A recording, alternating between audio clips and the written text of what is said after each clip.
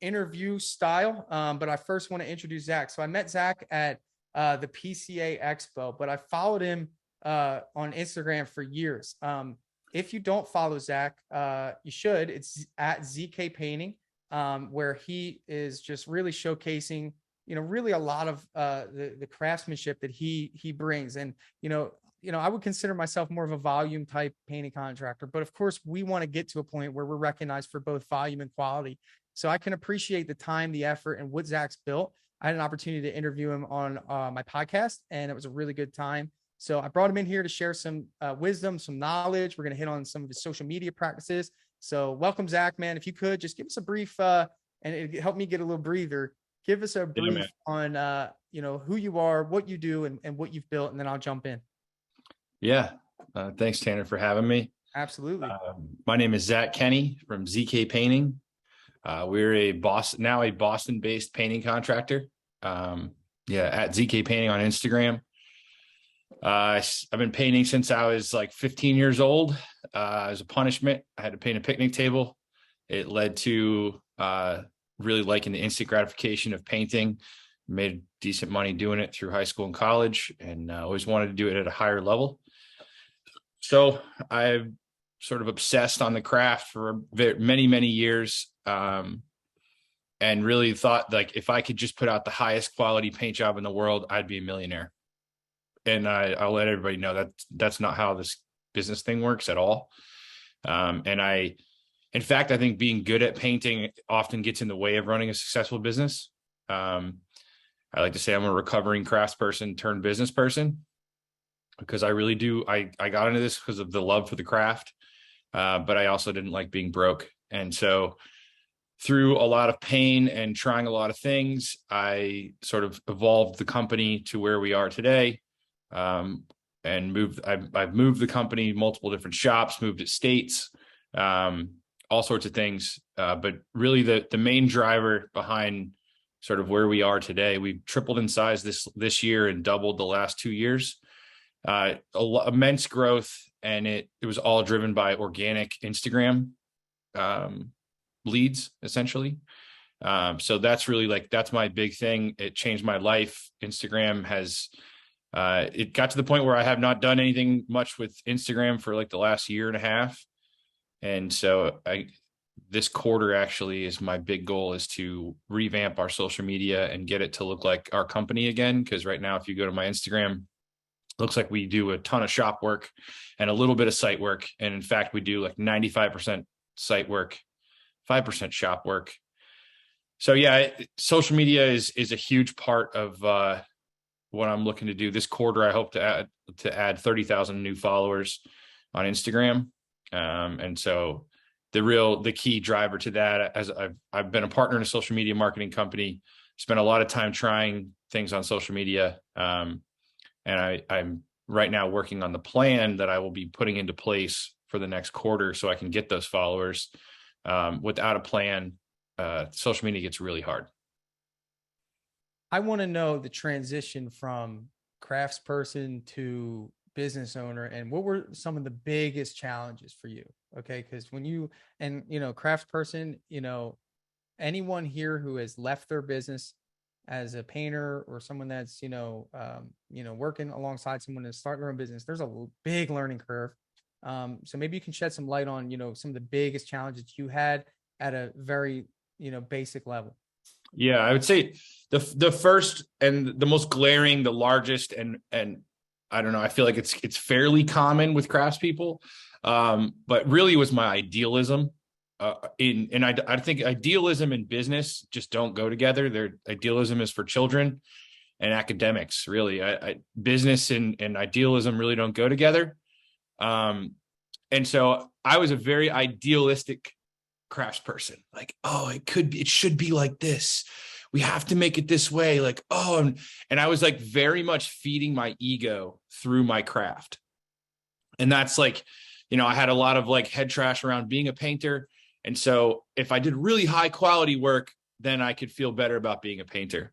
And I think that idealism around the craft was the biggest thing that stopped me from building a successful business. I had a lot of head trash. I had a lot of like what I thought the world should be like, and like trying to force a square peg into a round hole.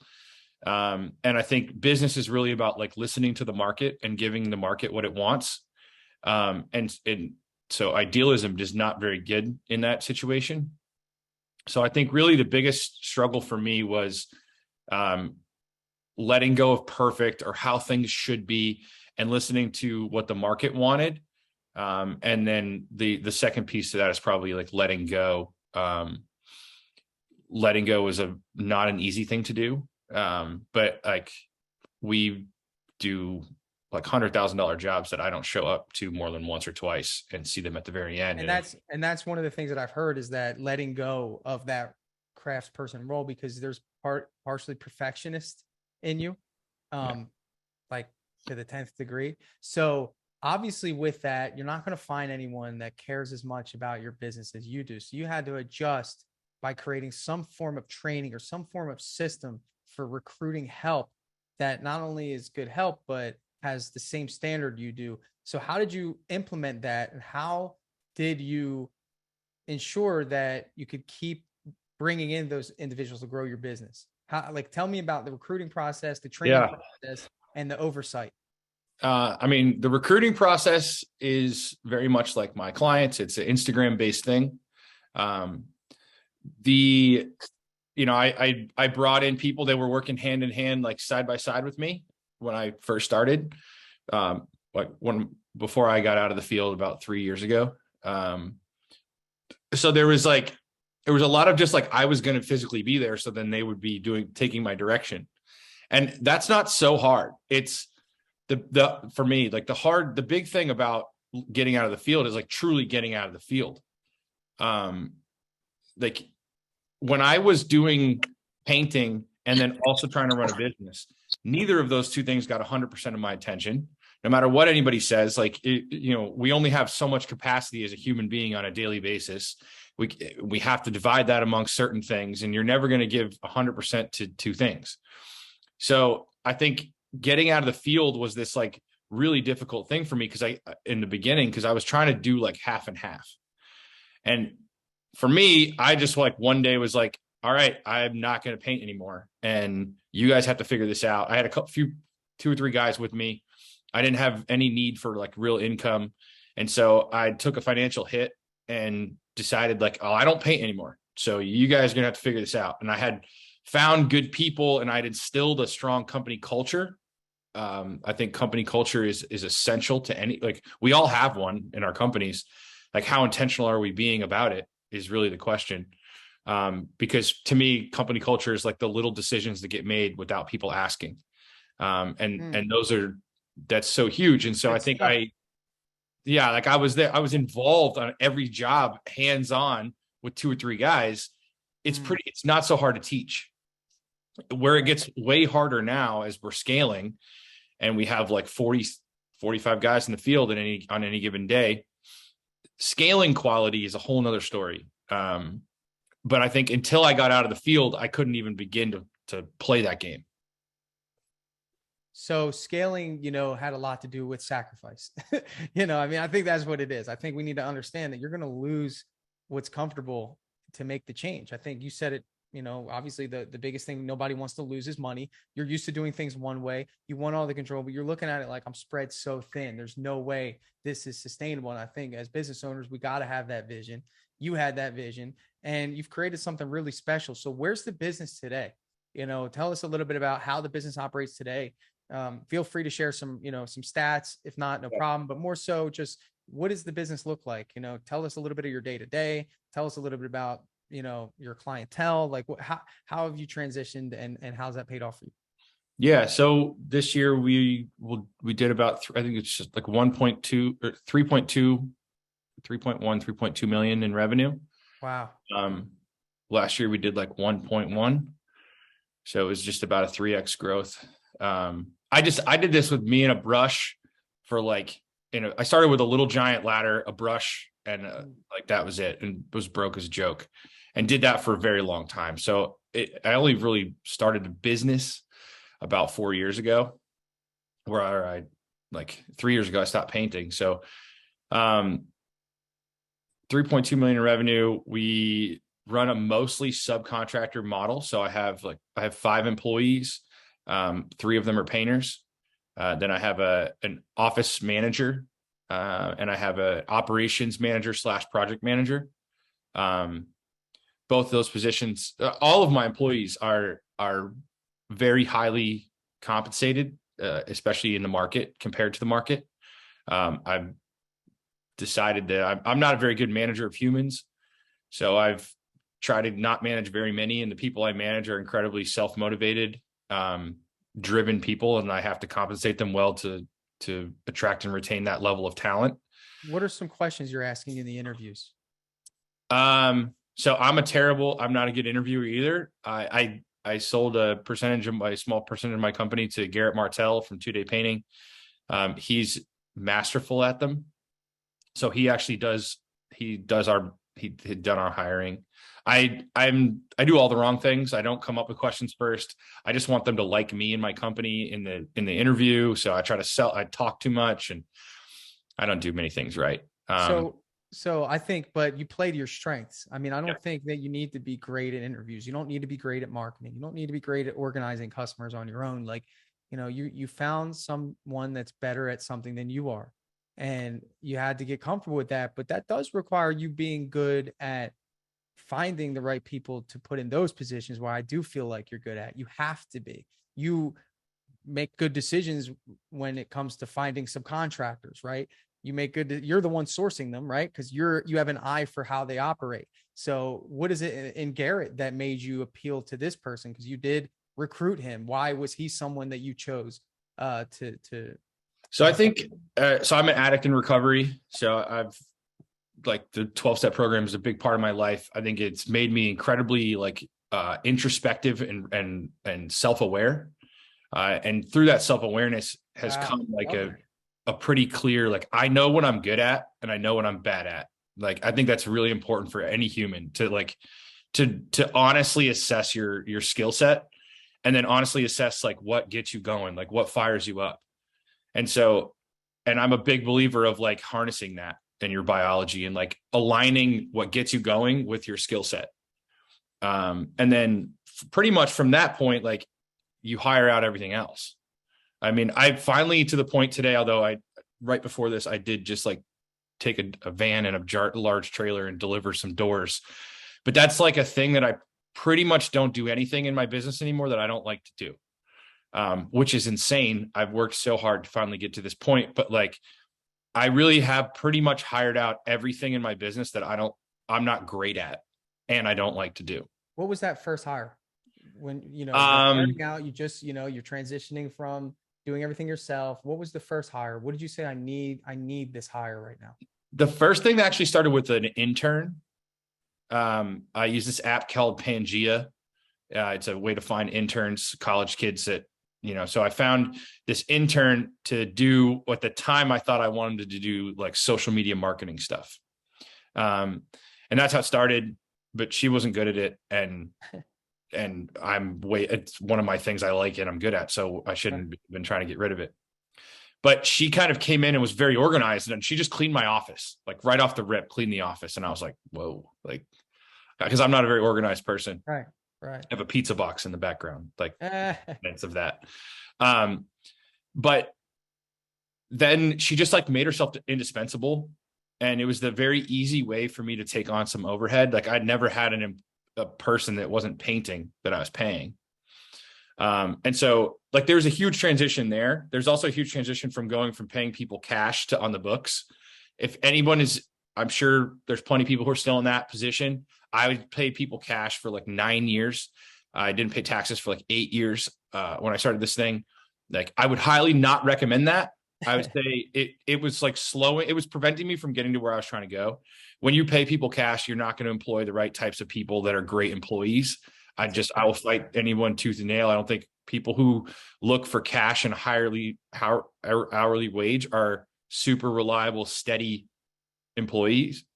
Those types of people want salary. They want direct deposits. They want, you know what I mean? So I think that was a big thing for me.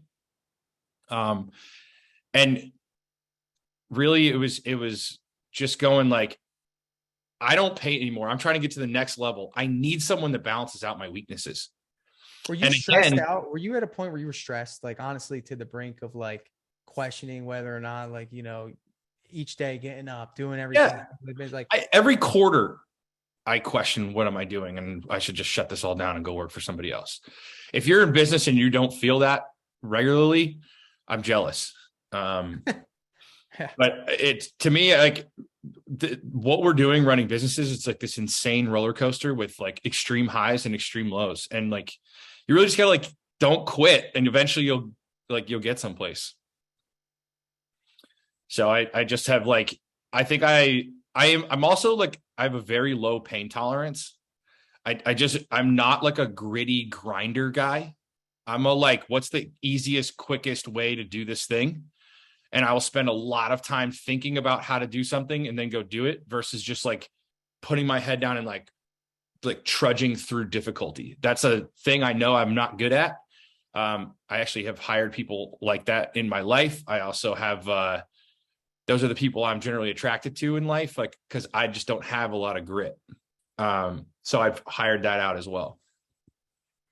when it, Um, when it comes to your growth going forward, I mean, you've hit a really nice pinnacle, man. You removed yourself from the business. Um, for those that are crafts people in this, in this training here, what, like, they still love the craft itself. Like, I mean, that's what they're good at. They don't want to give away everything that they're, good at. Right. So how do what do you still paint? Like, what are you doing? so I don't still paint.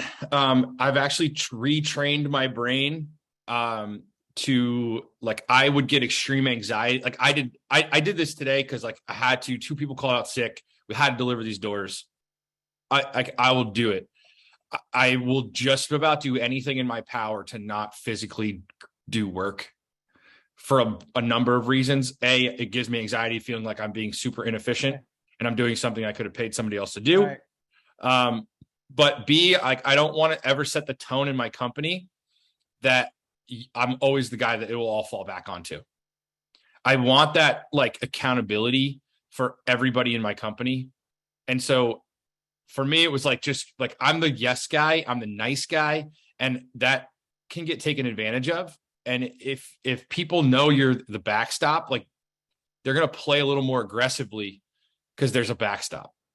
And I very much didn't want to be that backstop and have to deal with stuff. So I just like very intentionally was like, I don't do these things. And instead, timelines will move and clients will change and my team will learn how to get better. But I'm not going to just come save the day all the time. Well, then what's the trade-off here? You have to risk your reputation, right? And it's taken, I mean, we had a painful year. Like, going from 1.1 to 3.2 is not an easy thing to do, especially with the year I had, the way we got there. Can you dive into that? Well, give me an example. Yeah, I mean, I think we scaled so fast that we do a lot of things. We learned we made a lot of mistakes, but we were not throttling back our subs. Like, we were not managing our subs capacities very well. And if they said yes, they could do a job, like, we trusted them. And our average job size is like $85,000. With $7,000 doors, bringing that down. So we do a lot of 6-figure paint jobs. Large jobs, they take a lot of scheduling. So we actually had 3 jobs this year that our 3 largest jobs, totaling like 1.4 million, all went like were not profitable jobs because of issues we had with a certain sub that then like led to a way to take them off other jobs. And there was like just so much crap around. We just scaled too fast. Like, well, too fast is a subjective thing, I guess. Like, I knew what I was doing. We knew we were going to triple in size, not make very much money, and then figure it out this year. And blow through the brick wall, right? Yeah. Pick up the pieces. And I think that's at every stage of growth. Like, even for me, I went from 2 to 3 crews, growing pains. I have to learn how to market. I learn how to find more jobs to sustain the growth, hiring and all that. So I definitely identify with that, even on a lower level. I want to get to some of these questions here. Do you mind? Yeah, let's get into them. All right, guys, we got some, please. I think somebody said, how'd you make the jump from 1.2 to 3.2? I would say it's marketing all the way. Like, marketing is the number one thing in business. And it's the thing that, as an idealistic craftsperson, I thought was like horrible. I was like, that's what crappy products use to sell. If you take good marketing and combine it with a good product, it's the easiest like lead domino to business.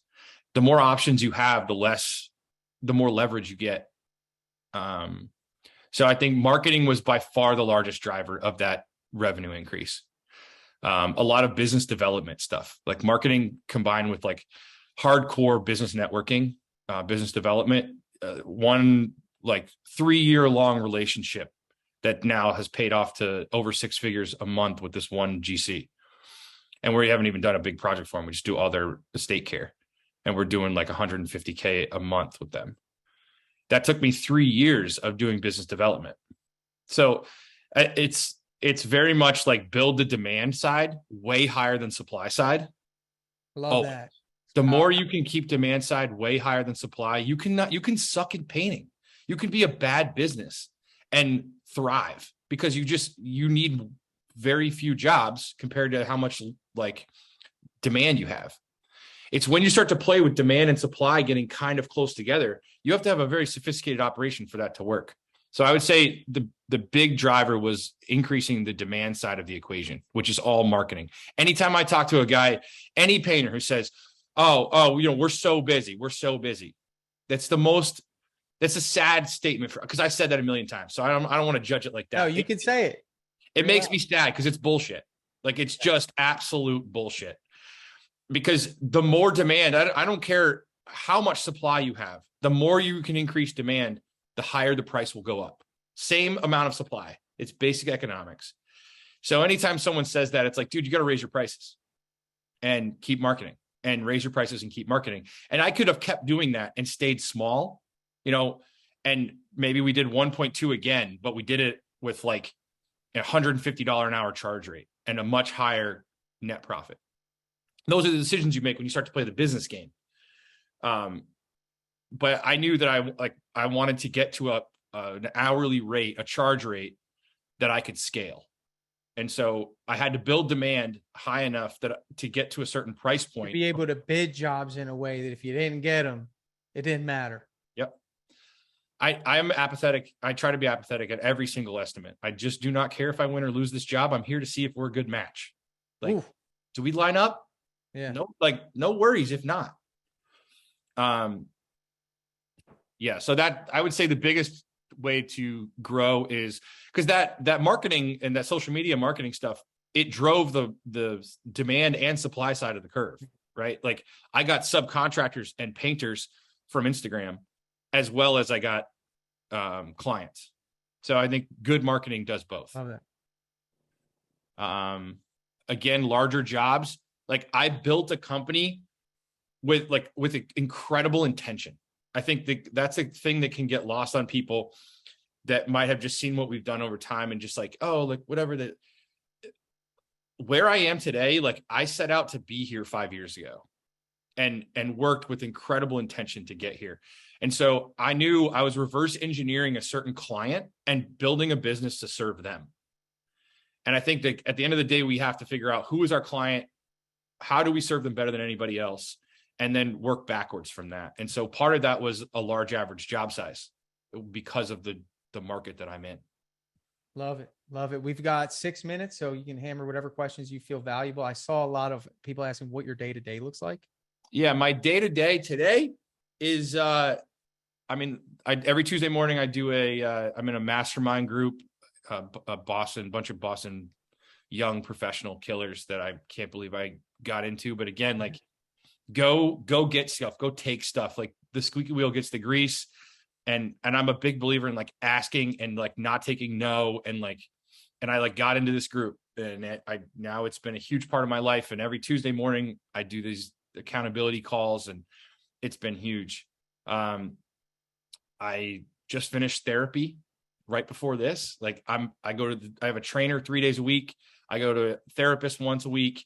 Like I am taking care of my human body for like all the things that it is. And then my day-to-day work life is fairly flexible. I have a set Monday and a set Thursday operations meeting with my team. And then from that, I pretty much fill in estimates, and I do a lot of like evening events, business development events. Probably once a week, at least I'm out at some event. Oh, that's pretty gritty if you ask me, dude. But it's gritty in a different way. I think that stuff's easy for me. I like people. I like going to events. So it doesn't require grit for me. That's kind of what I was talking about, like harnessing biology. Right. Like some people might be like, oh, that's so difficult, I can't imagine doing that. But for me, it's like, this fuels me.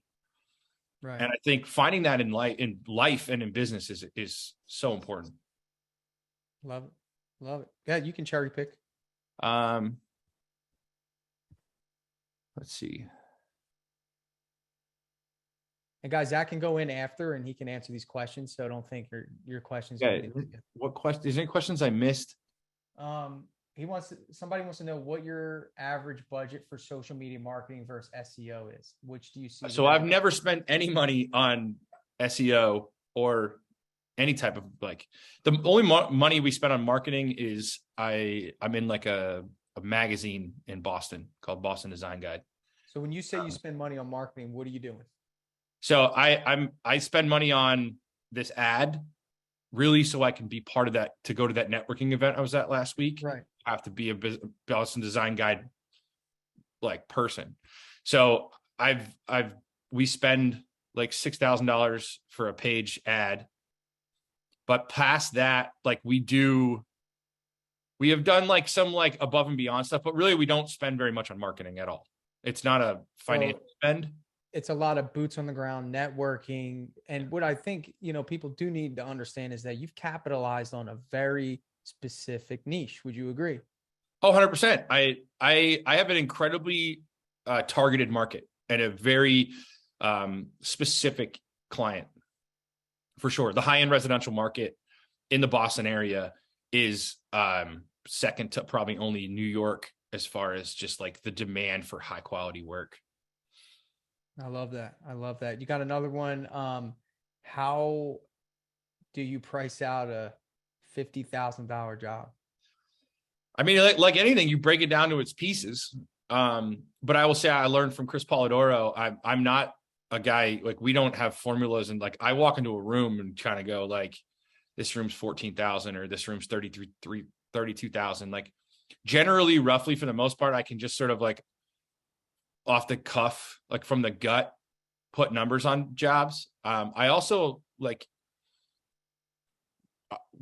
sort of trying to sell the job for the most amount of money I can get for the job, more than like how much it costs necessarily. So I definitely have a unique, a fairly, which I think is it's actually common in my market, the ultra high end world, because so many things in what I do day to day on a paint job are custom and changing, that like super like, oh, $14.35 per linear foot is our price to paint baseboard. That number would be so all over the map, job to job. So I look at it more of like a portfolio, and I also sort of look at it as like, what's the most this client's going to pay? And it is sort of trial and error. And you ever negotiate? You ever do any sort of negotiation? We would negotiate the price. We would never lower the price without concessions.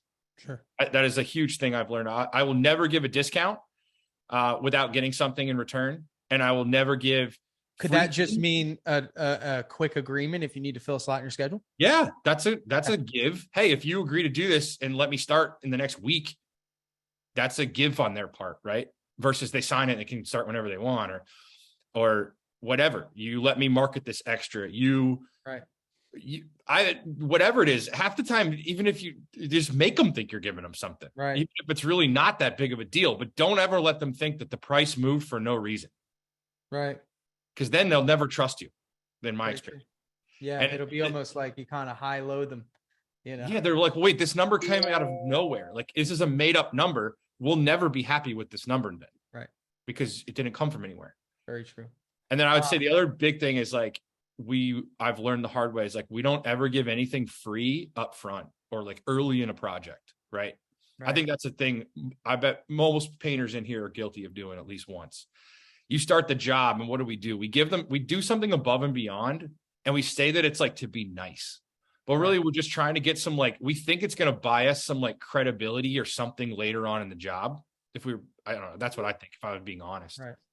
But man, when you watch how people start to resent you and treat you terribly after you give them something free they didn't ask for, it's not a good move. Yeah, it's good insight, bro. It's very good insight. It's very true.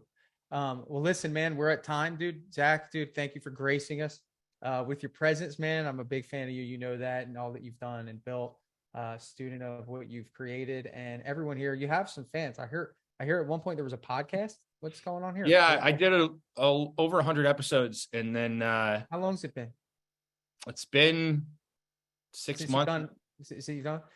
You got some people in here that are waiting, dude. You better. I know. I was just actually talking about starting it up again. I just need to. I'm working on a lot of like intentional stuff. Like, what am I trying to do with my time? Sure. Do I want to start a podcast again? Do I not? How am I going to do that again? I might probably be through Patreon this time and not live on Instagram. Yeah, live is always a little hard.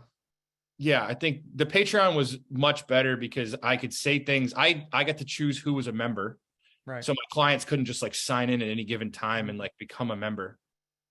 And then I could just feel like much freer because at this point now, the scale of our company, if I say something that pisses somebody off, it's just not worth the risk to do that. Right. Even though I love like all the value I was able to give back to the community. And I so many people have told me what the podcast did for them. And I'm so happy for that. It got like a little bit like, is this really driving my like massive goal or not? And it wasn't. So we'll see. Love it, man. Well, thank you, Zach. We're going to bring Skylar in. If you guys want to chat with Zach, he's really not hard to find. Just add ZK Painting. He's the account with like all the followers. But thanks again, brother, for joining us today and supporting us and sharing some of your wisdom. Keep crushing it.